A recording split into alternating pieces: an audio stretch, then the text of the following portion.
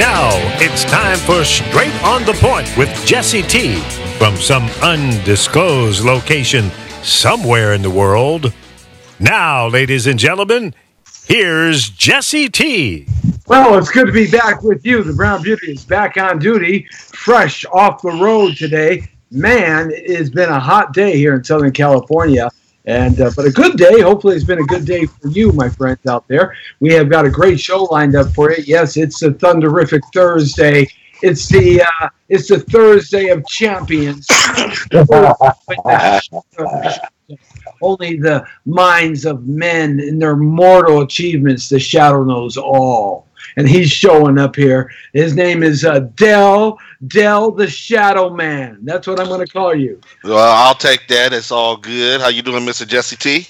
Real good, buddy. Real good. And we're trying a couple of new things out on my end so the folks can hear us both on Instagram and Facebook here on my end, as well as what's going on with the studio at thepowervoices.com. And yes, I can't forget about that handsome-looking guy, the bassist of all basses. That's right. The man who knows how to sling a drink or two. That's right. We're talking about Big D. Craig. What's happening, Big D? Hey, walk away. Oh, yeah. He's a walk-away movement. And we're going to talk a little bit about that today. Some of the topics we're going to be talking about is we're going to be talking about Trump accomplishments. I'm going to jump into right here real quick. Population and how it's changing America. What's really happening in America in terms of our demographics in 10, 15, 20, 30 years from now, and how the political spectrum is going to change dramatically because of the demographic change in America. And I'm going to touch on the topic of racism because I'm really sick and tired of all this racist hatred running around our country today from everybody and everywhere. It just seems like it's a kettle about ready to explode. But first off, got to say hi to our friends on Facebook.com/Jesse Terrero and Facebook.com/The Power of Voices. Also, our friends on Instagram over here at Instagram Live and YouTube, Twitter, LinkedIn, Google+, G+, also Pinterest, Read It, Blogger, and Tumblr. Boy, we're on there and everywhere. And, of course, on the foundation that started it all, thepowerofvoices.com, where you can catch our radio feed, and everything is archived up there as well as on YouTube, which we're broadcasting live on now as well. So let's get it going right now. We call Thursday the day that two fellas get together who've known each other for most of their lives, but they're at the opposite ends of a lot of very important things, and I just love throwing fuel on the fire because, quite frankly, I'm like a chameleon. I run right down the middle. The independent thinker, conservative myself, Jesse T. Good to have you with us here on the Jesse T. Show. So let's do something real quick here, and I'm going to talk real fast about Donald Trump's accomplishments because, you know, everybody puts Donald Trump down. Everybody's saying that the guy has done nothing. Well, I'm going to go over some things that he has done. He appointed Supreme Court Justice Neil Gorsuch and more than 75 other constitutional sound federal judges, 30 of which are serving, reinstated and expanded Mexico City's policy blocking porn and from being used in abortions, blocking our money from them using it for their abortions, cracking down on illegal immigration in sanctuary cities, as Attorney General Jeff Sessions put it, though Jeff Sessions is a useless guy. They should fire him or he should quit. The lawlessness, the abduction of people coming across our border, turning into sanctuary cities, and illegal immigration is causing a lot of problems. Issued an order killing 2 federal regulations for every one federal regulation he signed. But in actuality, 22 regulations have been destroyed for every one federal regulation or executive order that Donald Trump signed. That's why our government is running more efficiently. Engineered a historic tax cut, withdrew U.S. from the Paris Climate Agreement, which was a farce, didn't allow TARP to go through, reversed erroneous Obama environmental rules that has opened up our environmental aspects in our businesses and things like that. Kickstarted America's energy sector and fracking all the way. We don't need that oil from Saudi Arabia. Presided over an economic and stock market boom. I don't care when you say it started. He's presiding over the big fat part of it. Lowered unemployment. Brought manufacturing back to America. Some are leaving, some are staying. More are coming back than ever before. Rebuilt the nation's military. Got rid of ISIS. I mean, the list goes on and on and on and on and on. revoked an education department, revoked the education from that thing they used to call Common Core. Oh man, how terrible that was! Restored the freedom of military chaplains to espouse biblical morality in the military, and eventually reversing Mr. Obama's transgender military policy.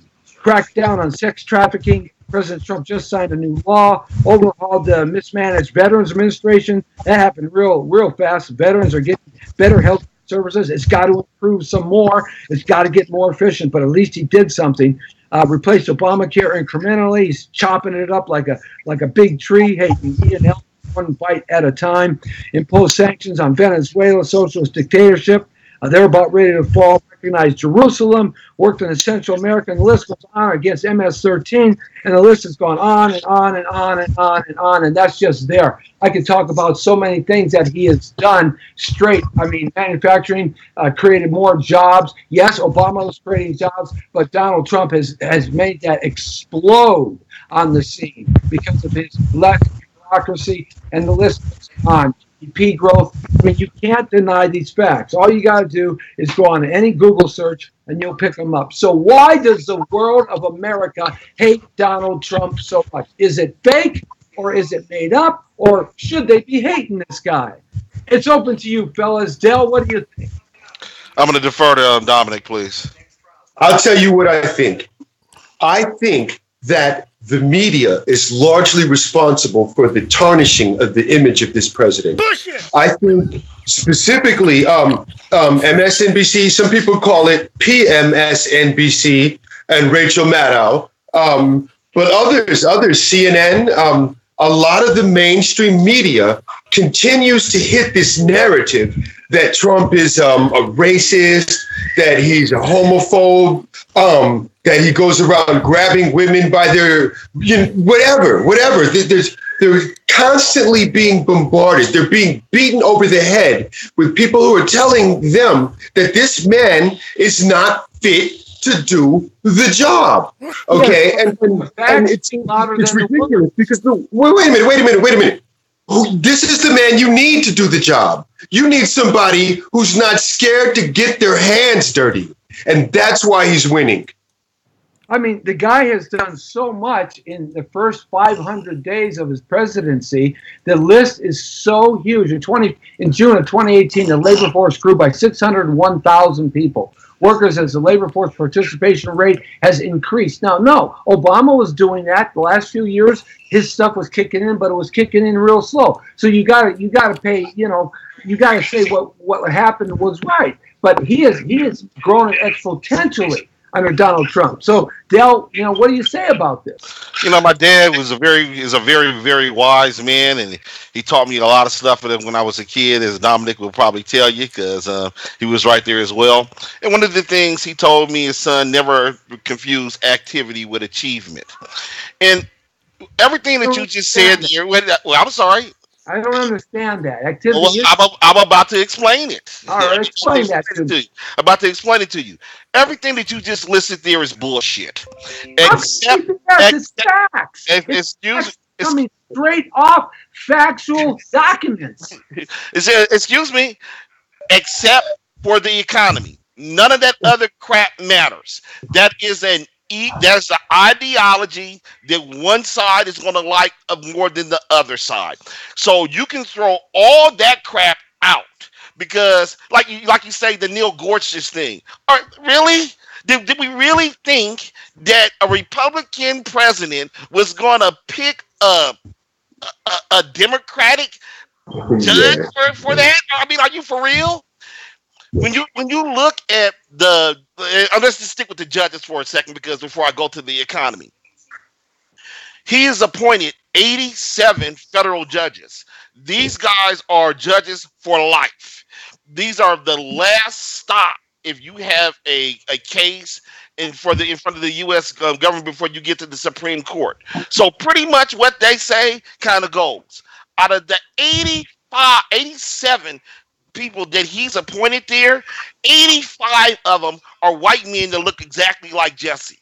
There's no diversity to it. There's nothing going on with that. There's one black guy and one Hispanic guy, and they're probably both, token conservatives as well. Constitutional judges that believe in the Constitution of the United States of America. They're not liberal-sided judges. They're constitutionalists. Okay, yes, whatever you want to call it, constitutionalist, conservative, whatever the hell name you want to put on it. But my point is this, is that if you have a Republican president, a Republican Congress, you feel what I'm saying, backed up by, and I'm going to call it what it is, a Republican Supreme Court, then you know what? You should be able to do all of that crap that you just named. But like I said, turned our country around. Would you have rather squalid in the happening? What? Turning it around from what? Everything was.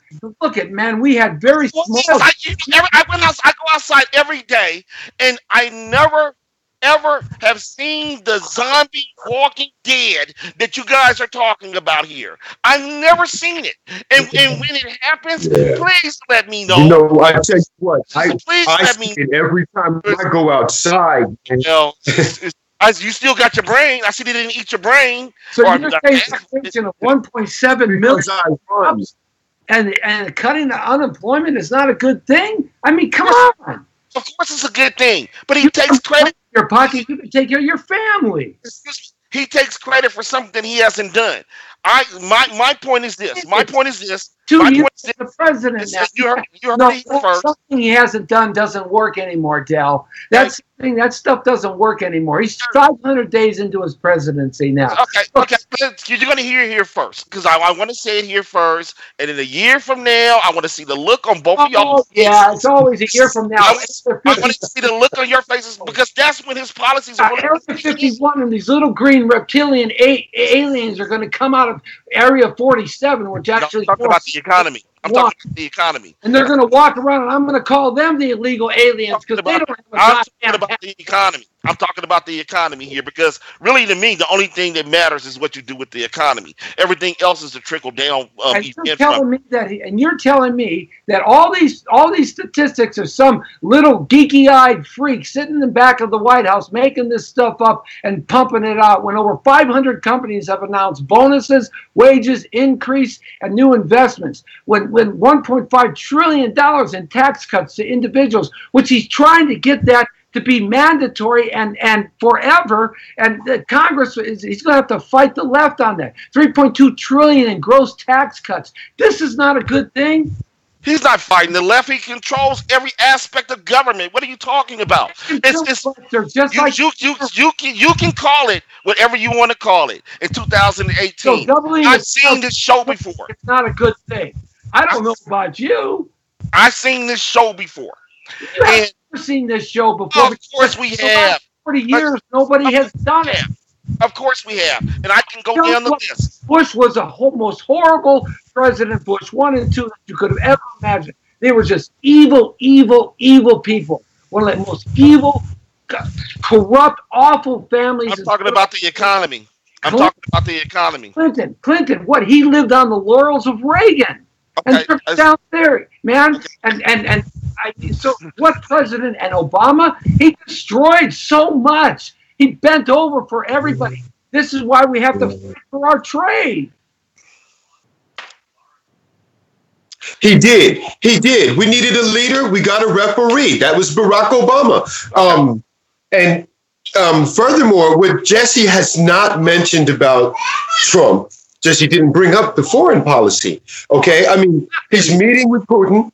He met with the leader of North Korea. Okay, and he's negotiating a peaceful exit for the United States in Syria. Everybody knows that ISIS is Israel and the United States in Syria, and he's trying to get out of there. We're just throwing the money away by participating in that stupid war. I mean, his foreign policy is a step in the right direction, in my opinion. NAFTA, the North American Free Trade Act, he didn't just throw it in the trash can. They're negotiating that right now to make it a better deal for this country. He just didn't can it and throw it in the garbage disposal. They're in the process. He said, look, it doesn't work. We're not going to do this. We're going to renegotiate. And that's what he's doing. He's put down the little rocket boy. He took the money back from Iran. He's put Putin in his place. He's got China. Their economy is on the brink of explosion right now. If you follow them at all, Venezuela, socialist, is falling apart 1,000,000% inflation. The guy is doing just great things. He's making deals everywhere where deals should be, like with the EU. We're finally getting control back a little bit. That's all we're asking for. Are you guys finished with your dumb rant? No, sorry, Lee, you were getting ready to say something. No, go ahead. Well, you know what I was getting ready to say. Like I said at the beginning, don't confuse activity with achievement.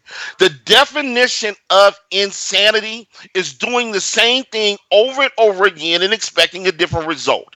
Excuse me. What he's doing is nothing but nouveau trickle-down economics. And what is so wrong with that? Because it fails every time. Fail under Reagan.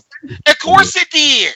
In 1980, it took us from 18% fixed rate interest. In 1987, fixed rate interest. Okay. In 1987, we had a downturn from trickle-down economics. It expanded the ability for manufacturers. It expanded loans. It expanded the bank's ability to fund projects. It opened up the door for Americans who could not afford to buy a house. The banks redesigned programs that allowed Americans that could not afford to buy a house to be able to buy a house. Okay, well, see, here's the thing. This is revisionist history here to me. I want you to look at the downturn of 1987 and then tell me if that shit worked. Then I want you to go back to Baby Bush. Same formula. Cut regulations and cut taxes. Don't you realize that the middle class does not get any money when you cut regulations? That's for big guys. Losing you, buddy. Can you hear me now? Can you hear me? He's got to get that money. Yeah, I think you're breaking up. The last thing you said broke up terribly. Me? Yeah, look, I just talked and I'll let you know. Hello. Yeah, I can hear you clear now. So okay, from 1987, go from 87 because that's where I started losing. 87, we had the down.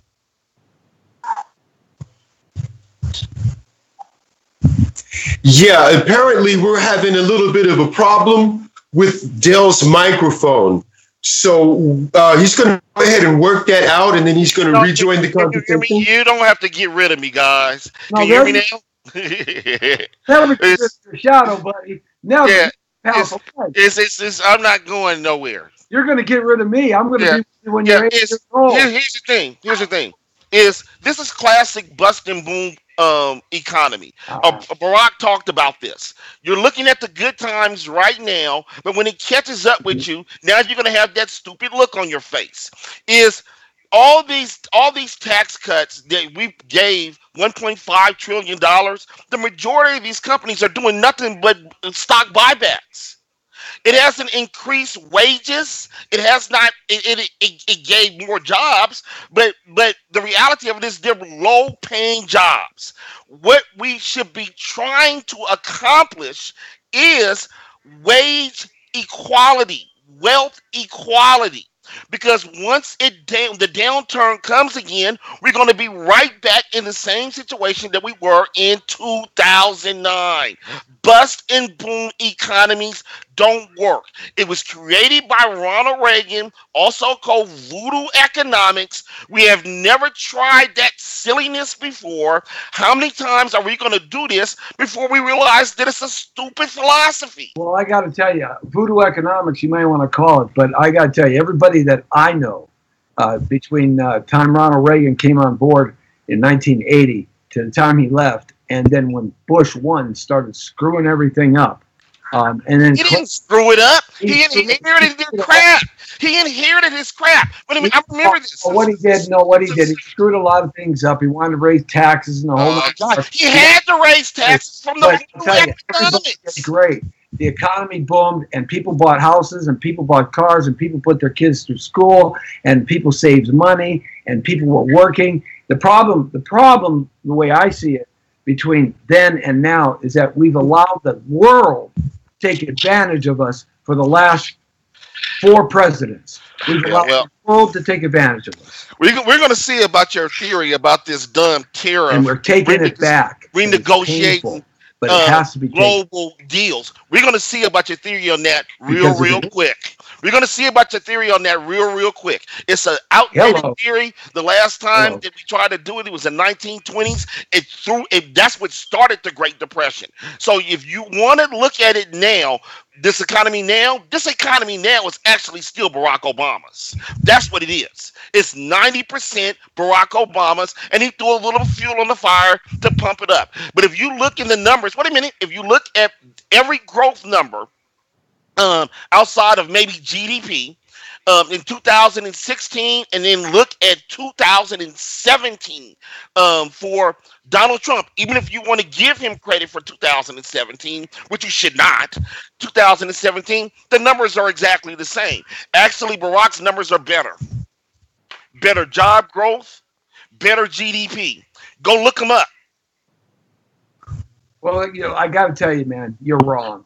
Okay, well, you need to look them up because in 2000, I take it, the first year of a presidency, you're always working on the last president's.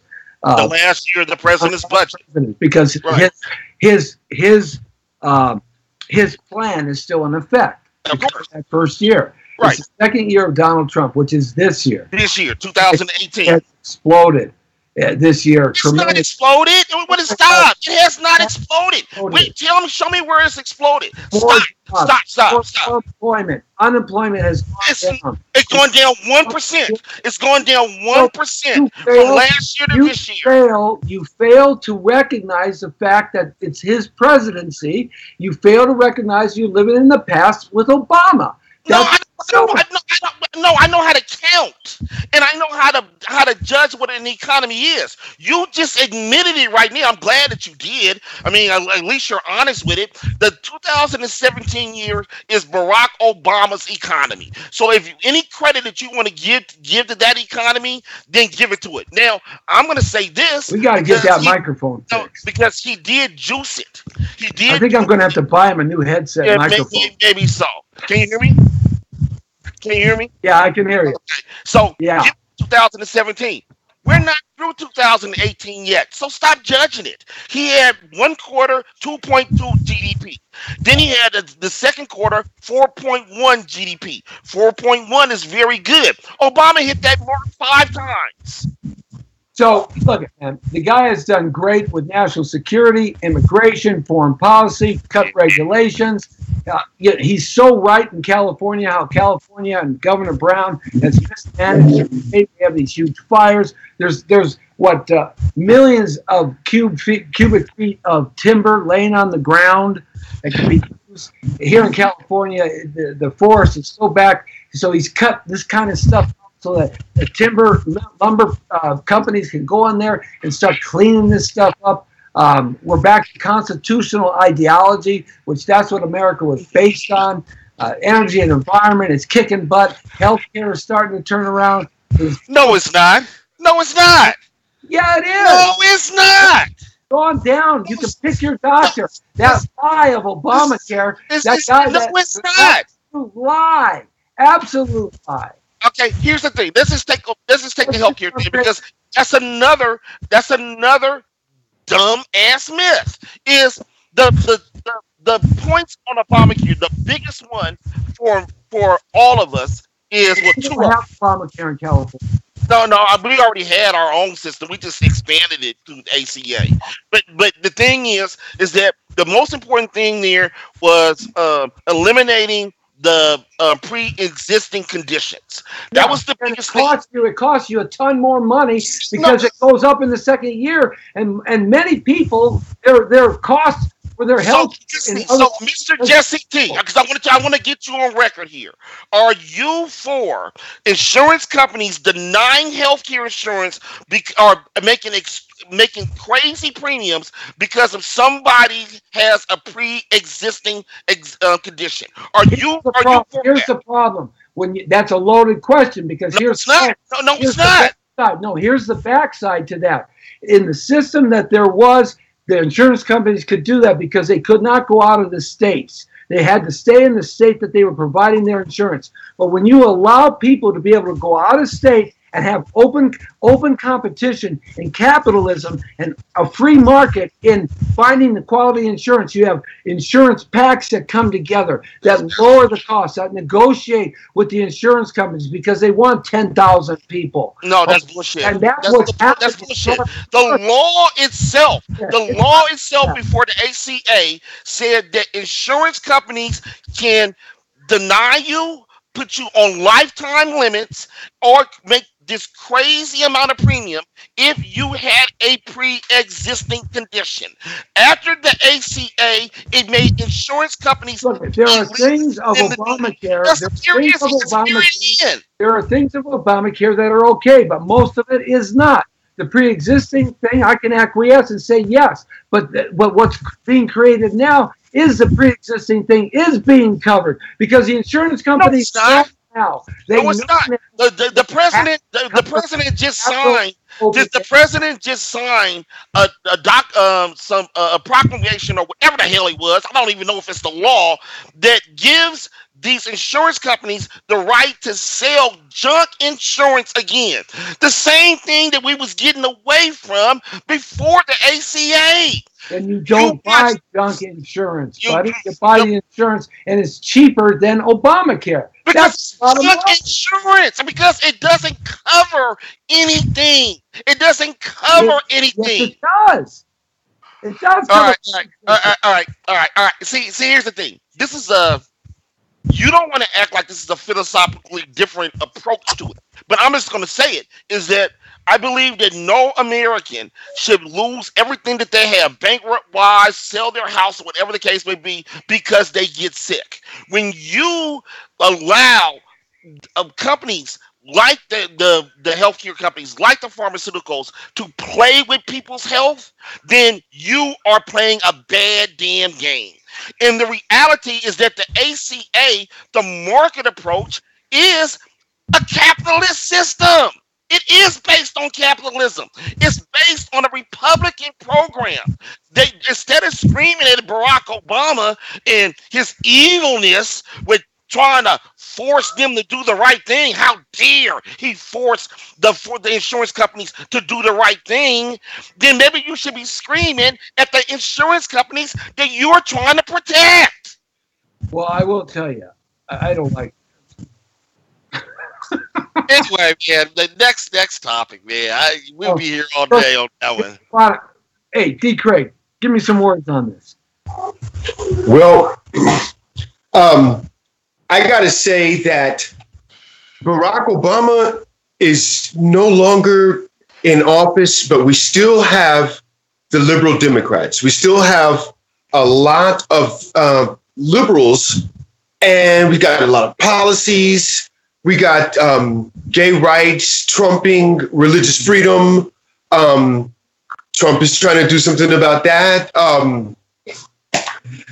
So that's an ideology. That's an ideology, and that's what I'm saying. Is that if you're conservative, you're going to love that type of shit. But that doesn't have anything to do with reality.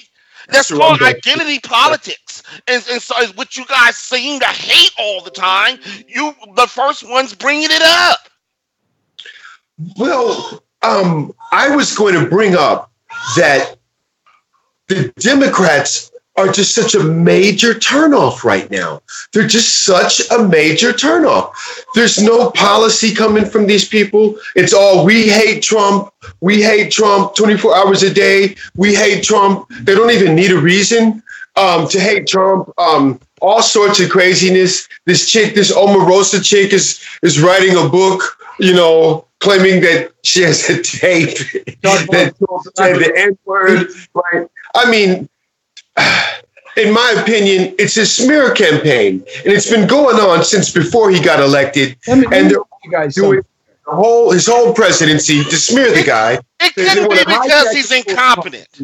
Right. No. It couldn't be because he comes out every day with some inflammatory crap every day. That couldn't be the reason why we don't like him. And we're just making up stuff about this guy. Every day he comes out with some new craziness. Thank you. And so craziness is the key word. And so what's craziness today? What's the latest craziness? It's craziness today. I don't know if it was yesterday or today, but he revoked the security clearance. Oh, absolutely. What was wrong with that? Brennan and a bunch of other people. Then he's got a list of other Obama people that was security people that he's reviewing right now. Let me just get it out here because people might not know about it. Let me say what it is. It's about time. Right. And in the past, there's a procedure if you're going to take somebody's security clearance away. The reason why they leave these old heads up here for security clearance is so they can have a consistency when they're doing intelligence. So for example, Brennan was Clinton's dude. Yeah, he wasn't doing intelligence. I'm sorry. He was Clinton's CIA guy. He served in that administration. This guy, you know why the real reason why they give these security clearances and they let them have them for the rest of their lives, guys like Brennan, who are the head of these different departments, is because it's sort of a payoff. You keep clearance, you can have the inside connection. Thanks for serving America, and go write a book and make $60 million, and you can keep your security clearance. No, there's 4.1 million Americans that have security clearances or of some form. Some of those guys will use that in security oriented jobs, and they use that and they use that to feed their families, whatever, and that's cool. But the big guys like Brennan and I'll give you an example of what has been said, and I don't know this for a fact, but I believe it because I believe this happens all the time. Is when you are a president of one administration and you're still trying to conduct intelligence. That intelligence for whatever you're trying to do might have gone back to the last administration. So there might be an opportunity where you need an expert or somebody that was in that past administration to go, hey, do you remember this? Do you remember this operation? Do you remember what happened here to the new administration? Brennan was actually one of the people that briefed the Obama administration for the takedown of bin Laden. They actually called him in because under his administration, that's what they did a lot of the surveillance. The beginning of the surveillance is there, so that's why. But the fact that the president did that, you can twist it all the fuck you want. He was petty. It was petty. It was payback. Stop. No, petty. Wait a minute. It was payback. It was petty. Them suckers need to go. Wait a minute. They've been looking for mystery Russians for 2 years now. Them motherfuckers need to go. They need to go. It's a performance issue. It's a performance issue. These motherfuckers, listen to this crazy story that they come with. No, you do not get to keep your security. No, you serve at the pleasure of the president. The president can fire anybody in the FBI, the CIA, the Army, whatever. You serve at his pleasure. Because you could do a thing doesn't mean that you have to do a thing. It just makes me laugh. Wait a minute. It makes me laugh is that the one person that he targets all like that is the one person that's criticizing his performance. It's the one guy that's going to go. That's why he needs to go. He needs to fire any employee that doesn't. He's free to criticize the president. He's free. But if he's going to criticize the president, then the president is going to take his security clearance. And you can call it petty. That's what's going to happen.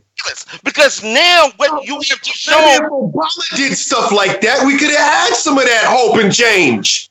Fuck that. Let me tell you. Microphone went out. Microphone's gone. Yeah. No, it might have been an act of God. I don't know. But No, seriously. You serve at the pleasure of the president. If the president doesn't like you, he gets to do that. And that's the way it is. What country do you live in, Dominic? United States. You live in? What country do you live in?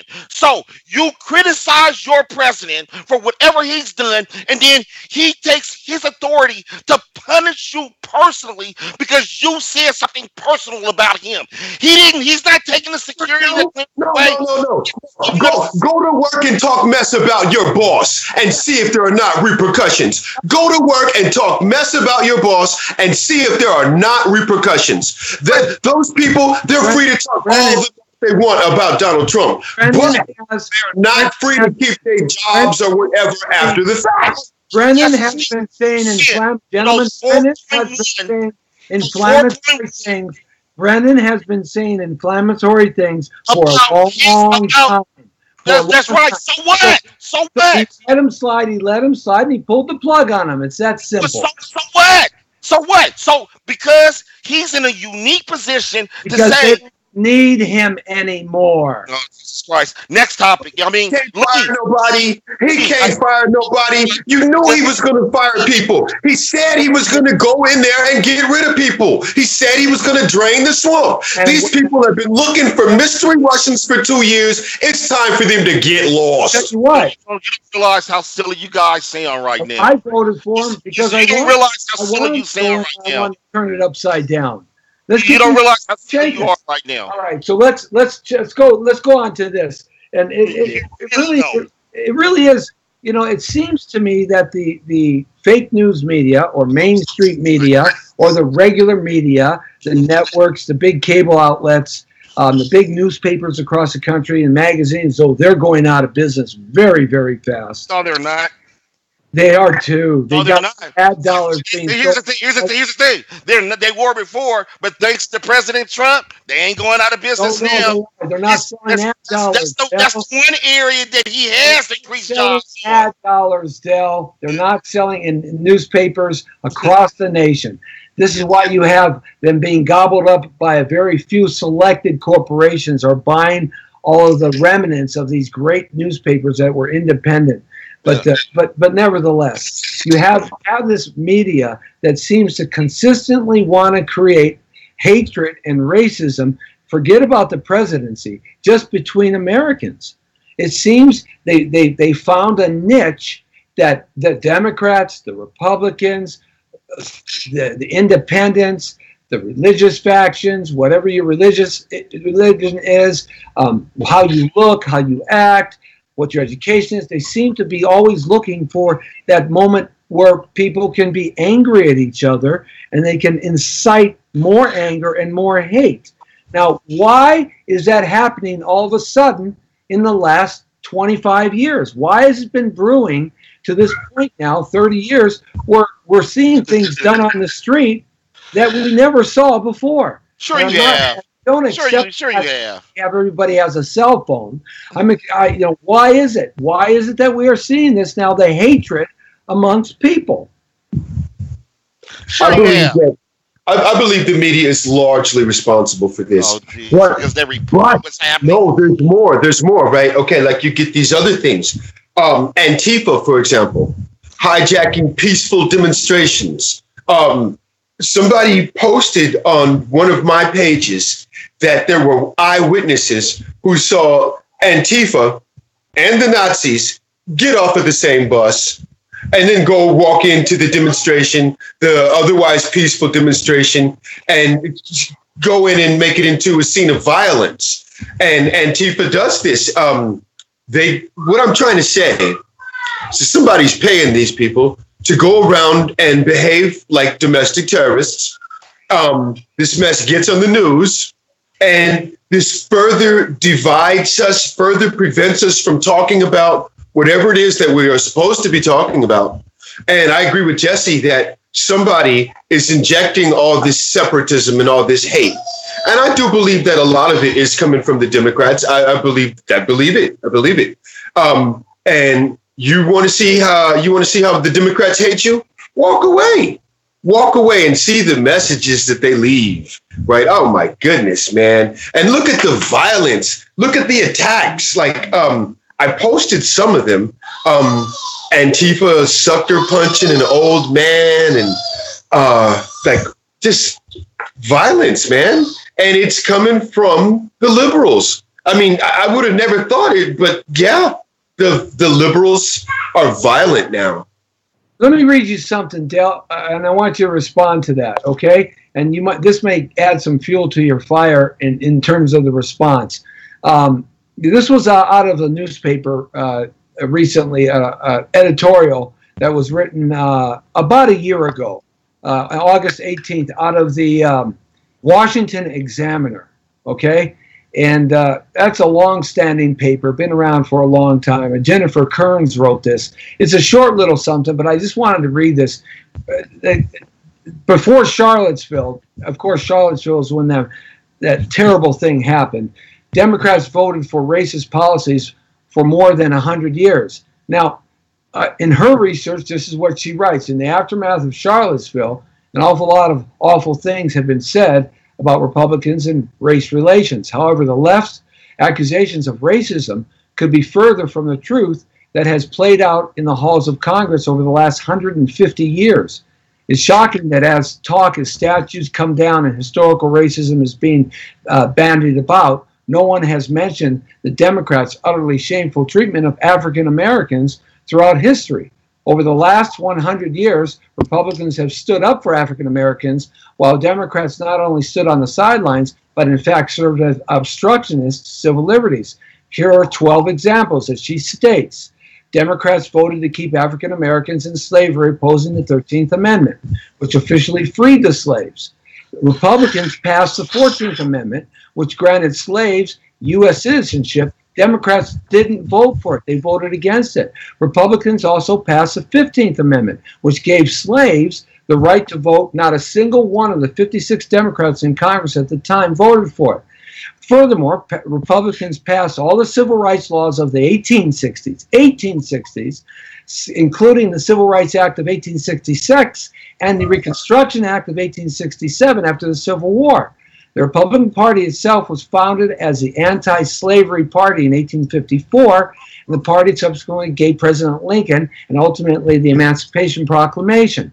Republicans supported African Americans not only in the 1800s, but in modern times as well. In the 1960s, with the exception of President Lyndon B. Johnson, who was a Democrat, who was instrumental in passing the 64 Civil Rights Act and the 65 Voting Rights Act in the wake of the assassination of John F. Kennedy, the truth is that Democrats were the largest single blockade to civil rights. Long after slavery was over with, the Democratic Party continued down their path to deny African Americans their rights. Wikipedia says it refers to this as the disenfranchisement era. PBS reported the Democratic Party identified itself as the white man's party and demonized the Republican Party as being Negro-dominated, even though whites were in control. The Democratic Party was responsible for passing Jim Crow laws, the black civil codes that forced Americans to utilize separate drinking fountains, swimming pools, and other facilities in the early 20th century. Even Democratic icons such as Kennedy voted against the 57 Civil Rights Act, while in the U.S. Senate, Al Gore Sr., Al Gore's dad, who was a senator, a lot of people didn't know that, also opposed it. But you don't hear the Antifa movement or the BLM movement or anyone else on the left talking about Democrats' shameful involvement in this part of American history. So why is it that the Republicans are seen to be such awful, racist people in the last 40 years, when quite the opposite, historically and currently, seems to be different? Because the Republican Party of today is the Democratic Party from the period that you're talking about. They're the same people that you're talking about. It's not about a party. It's about the people that support the party. So let me give you some real history here, sir. Is in 1877, the election of 1877, Rutherford B. Hayes versus Tillman, a Southerner, Tennessee. Rutherford B. Hayes actually lost the election through the electoral vote. It was controversy, it was close or whatever, but all the scholars say that he actually did lose it. The Southerners said, hey, look, you can have the damn presidency. Just remove these troops in Reconstruction. So Reconstruction only lasted for 12 years from the point of the 13th Amendment until the point where the troops were removed from the South. When the troops were removed from the South in 1877, the Republican Party began to slowly abandon what they had installed. All those things that you said did with the Republican Party passed is exactly true.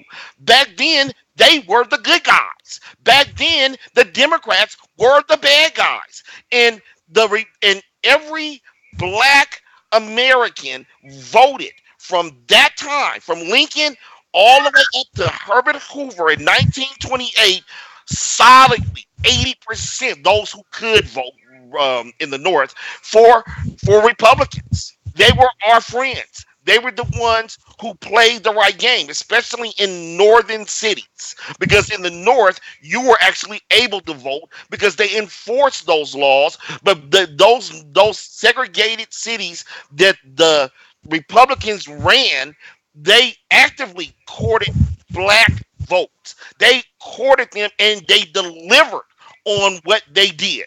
So if that's the party that you're talking about, bring that party back. That party is not this party anymore. That party changed right after Herbert Hoover in 1928. In 1928, the black Americans overwhelmingly voted for Herbert Hoover. Now, I'm not going to go into what this clown was, but you go back and take a look at history. A Republican president that had a policy called Lily White policy. This guy actively went back and started disassembling all the gains that were being made since the time of Lincoln. He took out federal black judges. He removed them from the South. He took out all federal black employees. He didn't want no black people around him. He actively tried to get rid of the black vote for Republicans. And still, black people voted for his ass. In 1932, when FDR came along, his first term, he beat Hoover. Black folks voted for, only gave FDR in 1938 21% of the vote. 21%. So we still voted for the Republican there, even though Herbert Hoover threw us in the goddamn trash can. So you flash forward now. No, there's no flashing forward. No, you guys can do this all you want. No, you flash forward to 100 years or so. No, I'm not going to do that. I'm not going to do that. I'm not going to do that. And you look at the '68 Civil Rights Act. No, I'm not going to do that. That was Senator Everett Dickerson. He was a Republican from Illinois. I'm not going to do that. I'm not going to do that. The Philadelphia Plan. Richard M. Nixon signed that created affirmative action. That helped minorities. And Ronald Reagan made Martin Luther King Jr. and also appointed a judge to the Supreme Court that allowed that backed up affirmative action for today in a lawsuit that went to the Supreme Court. So things change. And what I'm saying is that President Donald Trump is doing much better than Obama, Clinton, or the Bushes did on Americans and minority Americans all around, and all Americans. Well, you have to understand that the liberal agenda, what's going on with the liberal thing is they basically take black people. Not only do they take your vote for granted, not only do they take your opinion, not only do they take you for granted, they won't even acknowledge your blackness. They don't even acknowledge that you're black. You're not black anymore. Now you're a person of color.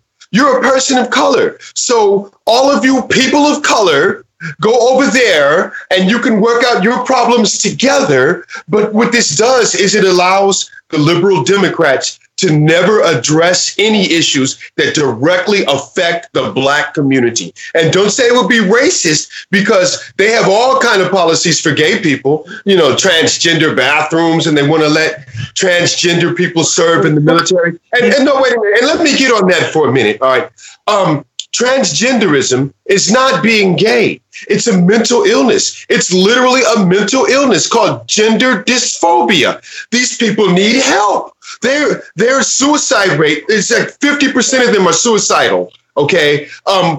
Cross-dressers are very suicidal. These people need help. They need therapy. What do the liberals give them? Lipstick, high heels, wigs, and they tell them this lie that they can be anything that they want to be. And this is a lie.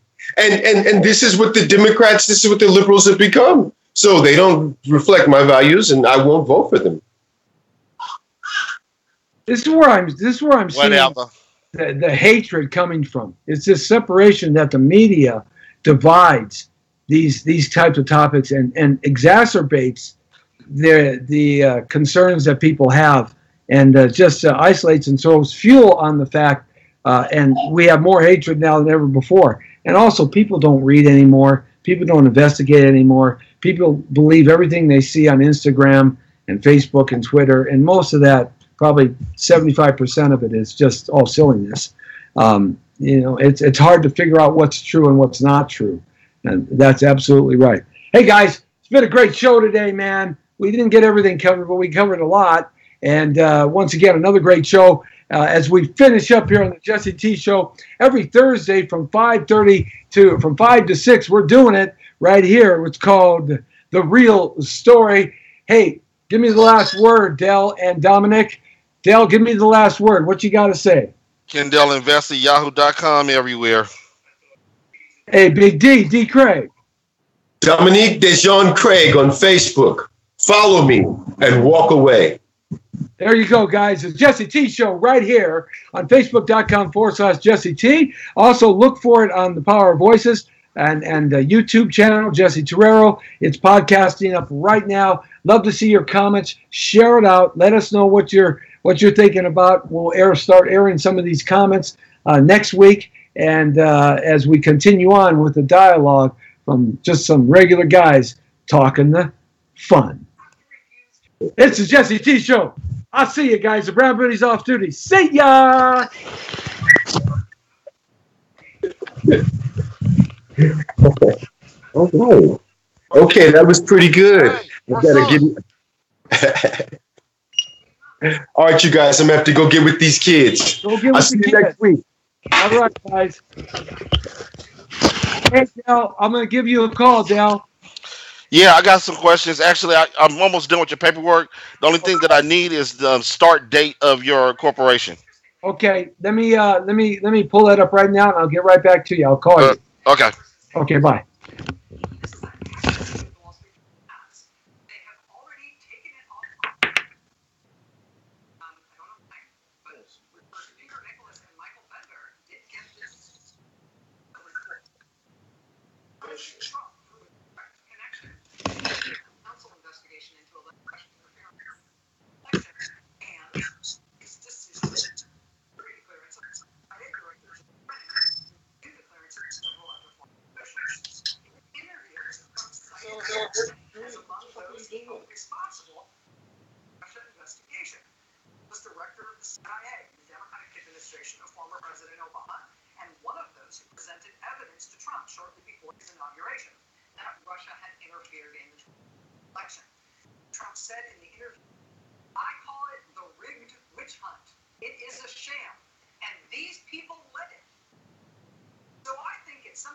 Where's the drink?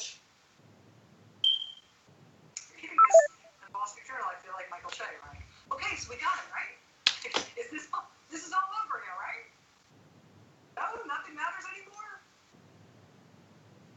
John Brennan was White House Homeland Security Advisor. He ran the National Counterterrorism Center under George W. Bush. He spent 25 years at the CIA.